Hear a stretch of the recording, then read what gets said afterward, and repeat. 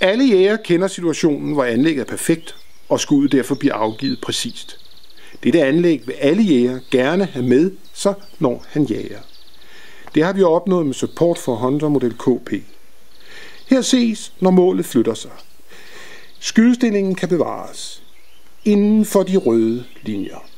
For mål i bevægelse opnås en fastlagt vandret funktion, en fast skydestilling og dermed meget mere koncentreret afgivelse af skud og eventuelt foranhold, og en væsentlig forøget repetitionshastighed med væsentlig forøget præcision.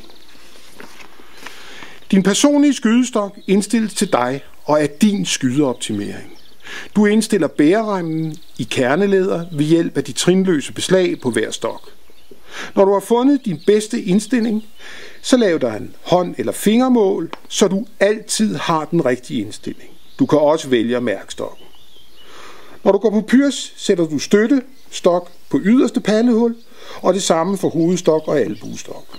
Du går nu på jagt.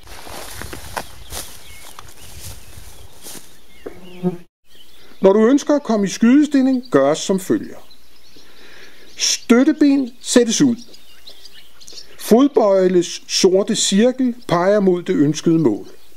Albuestøttestokken lades tilbage, så den hænger i læderremmen.